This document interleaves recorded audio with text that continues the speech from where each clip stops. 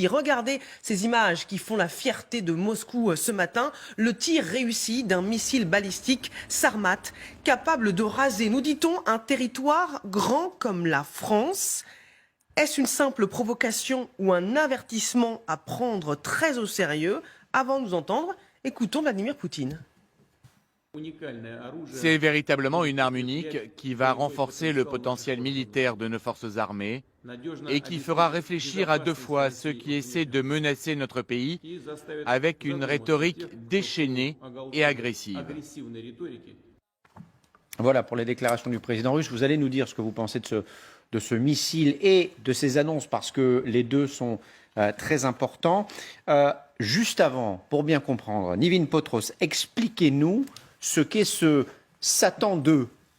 Satan 2 ou Sarmat selon son nom officiel, c'est tout simplement le plus gros missile jamais conçu, plus de 200 tonnes avec une vitesse de pointe qui peut atteindre les 7 km par seconde. Pour vous donner un ordre d'idée, s'il est tiré depuis Moscou, il peut atteindre Paris en seulement 6 minutes. Selon le Kremlin, ce missile en fait pourrait atteindre tous les points de la Terre puisqu'il n'y aurait pas de limite en matière de portée. Selon le Kremlin, sa portée serait plutôt comprise entre 11 000 et 18 000 kilomètres. Alors hier, un premier essai a eu lieu avec une distance beaucoup plus modeste puisque le missile Satan 2 est parti de la base de Plentstek, direction celle de Kamachka. On est environ à 5 000 kilomètres de distance. Et la particularité de ce missile,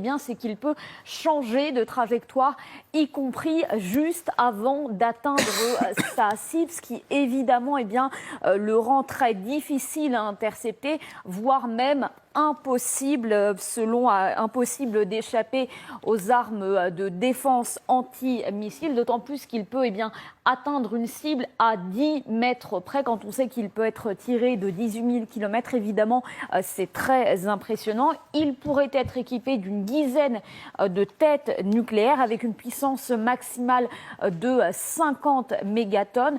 Pour vous donner un ordre d'idée, c'est 2000 fois plus puissant que les bombes qui avaient été larguées au-dessus d'Hiroshima et de Nagasaki. Alors, ce qu'il faut savoir pour l'instant, c'est que Satan 2 est en phase d'essai. Selon les experts, il faudra vraisemblablement plusieurs années pour qu'il soit vraiment opérationnel. Et puis, une autre précision qui a également son importance, ce projet, il ne date pas d'hier, il ne date pas non plus de la guerre en Ukraine, puisqu'il fait partie d'un projet plus global qui a été officiellement présenté en 2018. Merci Nivine pour ces explications très précises. Satan 2, 2000 fois plus puissant que les bombes qui ont été larguées au-dessus d'Hiroshima et de Nagasaki. Amiral, est-ce que cette démonstration de force qui a été faite par Moscou doit nous inquiéter ? C'est toujours inquiétant de voir développer comme ça des missiles de cette importance, surtout que militairement parlant, c'est quand même surprenant. C'est beaucoup d'argent pour des effets assez disproportionnés. On imagine difficilement de pouvoir utiliser autant de bombes avec autant de puissance sur un objectif quelconque. Bon, surtout mettre tout ça sur un seul missile, c'est surprenant parce que un seul missile, c'est un seul objet qui part. Après, il emporte effectivement une dizaine de têtes. Certains disent 12 têtes nucléaires. Et puis on peut imaginer qu'il y aura plusieurs objets, effectivement, pour affronter les défenses antimissiles. Bon, on est bien loin de pouvoir taper dans le monde entier, puisque, comme vous le savez, la Terre fait 40 000 km de circonférence. Donc, c'est pas comme ça qu'on va y arriver. Mais effectivement, ça peut dissuader et on peut tirer sur les États-Unis si on a des silos qui sont plutôt du côté du Kamchatka, d'ailleurs, que du côté de Plesetsk, ou alors il faudra tirer au-dessus de la calotte glaciaire. Bon, bref, c'est une arme comme il en existe déjà. Les Russes ont déjà, faut le rappeler, ils ont 1550 têtes utilisables aujourd'hui. Donc voilà, il n'y a vraiment rien de nouveau. On est là dans le discours de la dissuasion, du fort au fort, entre les États-Unis d'Amérique et la Russie. Dans le communiqué du Kremlin, on parlait plus du Royaume-Uni que de la France. Message sans doute à l'intention de Boris Johnson, qui en fait beaucoup en ce moment contre la Russie. Mais voilà, nous avons la force de dissuasion avec des missiles tirés depuis des sous-marins nucléaires lanceurs d'engins et qui sont précisément pour que M. Poutine sache que s'il venait à utiliser cette arme contre nous, eh bien, lui aussi, il aurait des dégâts considérables, des dégâts inacceptables. Bonjour Michel Polaco, merci d'être avec nous. Vous êtes expert en aéronautique et en question de défense, vous êtes spécialiste en armement. Très franchement, la puissance projetée de ce missile est spectaculaire. Ça sert à quoi d'avoir un missile comme celui-là? On imagine que si les Russes venaient à s'en servir, ce serait, au-delà de la Troisième Guerre mondiale, une catastrophe pour l'ensemble de l'humanité. Alors je crois que l'interprétation qu'on en fait est exactement celle que voulait Vladimir Poutine, c'est-à-dire renforcer l'image de la dissuasion nucléaire soviétique, c'est-à-dire utiliser l'autre pied ou l'autre bras de sa défense. D'un côté, il a ses forces classiques qui opèrent actuellement en Ukraine. D'un autre côté, à un moment donné, était posée de part et d'autre la question de l'armement nucléaire. Et suite à un certain nombre d'événements, notamment le fait que l'OTAN et les Américains fournissent des armements de plus en plus efficaces et sophistiqués aux Ukrainiens, qu'ils fournissent des informations de plus en plus précises et intéressantes aux Ukrainiens, ce qui notamment a permis quand même de couler un croiseur. Les Russes ont voulu rappeler que si d'aventure on attaquait le cœur de leurs intérêts, et en l'occurrence, c'est ce qui concerne pour eux une menace véritable contre leur territoire ou une menace contre leurs intérêts essentiels, ils ont toujours une dissuasion nucléaire. Et au passage, ils ont rappelé avec ce missile balistique qui n'apporte pas grand-chose par rapport à tous ceux qu'on connaît. Vous savez, comme le disait un stratège il y a longtemps, on peut essayer de tuer 800 millions de Français avec des armes, mais de toute façon, nous n'en avons que 67 millions à offrir. Donc voilà, c'est pareil pour ces missiles balistiques. Il y a, depuis le R-7 qui a lancé la première arme et fait la première démonstration, plus exactement, dans les années 50 en Russie soviétique, on a développé des missiles extrêmement puissants, de portée très longue, puisqu'ils sont balistiques. L'amiral Vichot disait tout à l'heure, la Terre fait 40 000 km, et ça veut donc bien dire qu'on n'est jamais à plus de 20 000 km en passant d'un côté ou de l'autre d'une cible. Et il y a bien longtemps qu'on est capable, grâce aux sous-marins nucléaires, par exemple, de se trouver toujours à une distance, à une portée de cible. Nous, les sous-marins nucléaires dont nous disposons, possèdent des missiles dont la portée est de l'ordre de 8 à 10 000 km. Les Russes en ont, les Américains en ont, les Britanniques en ont, les Chinois en ont.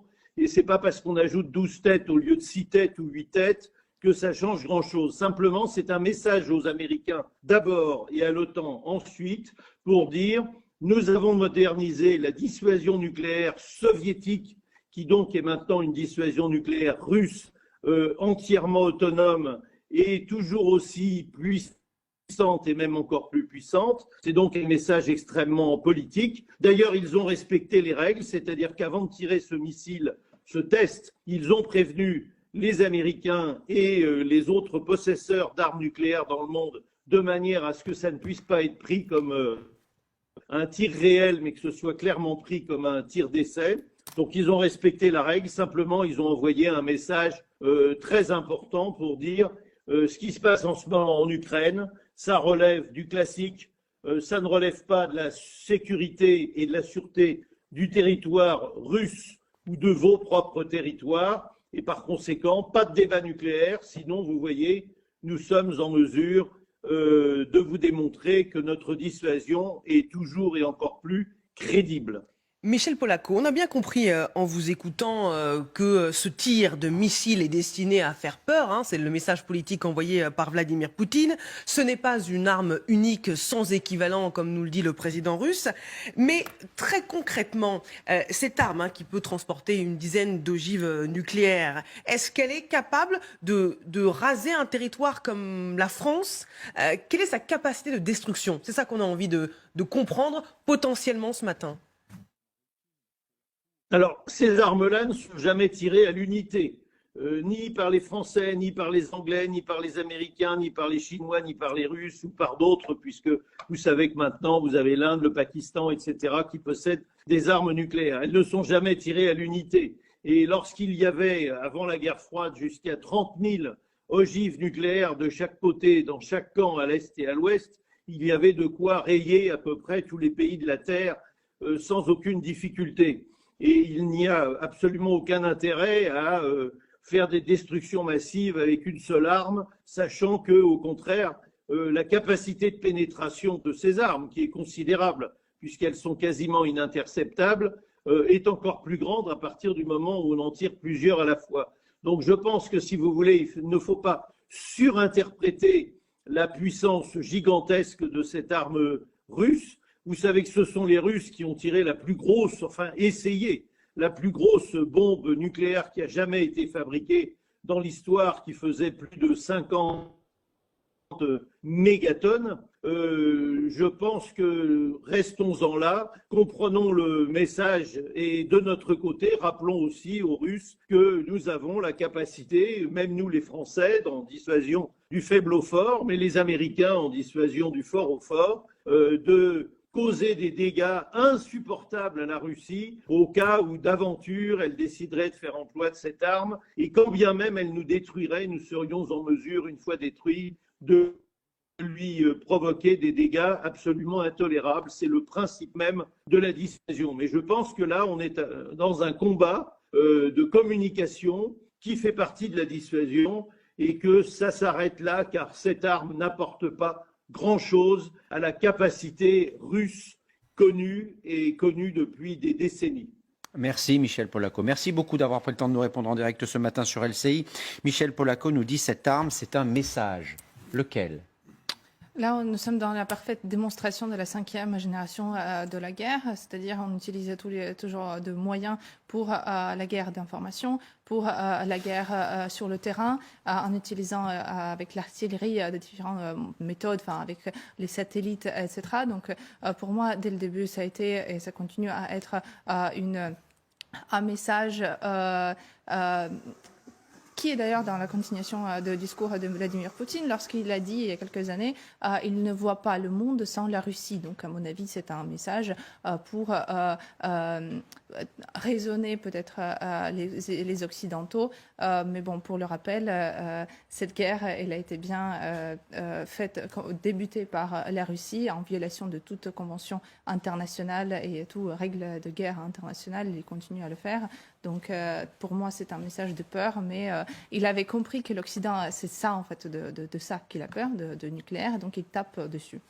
Amiral, vous vouliez rajouter sur la capacité de destruction de ce missile? En fait, ce que je voulais dire, c'est précisément que c'est un peu la réponse à la destruction du Moskva, du navire amiral de la flotte russe. Il s'agit de montrer aux Russes et au reste du monde que la Russie maîtrise encore parfaitement ses armements, qu'elle est capable d'utiliser des armements que les autres n'ont pas, et par conséquent que techniquement, elle est toujours à la pointe du progrès. C'est une réponse à cet événement, c'est une réponse aussi à toutes les accusations contre la capacité technique de l'armée russe. Et une réponse à la fois interne et externe, c'est bien ce qu'il faut, à mon avis, comprendre dans ce message-là.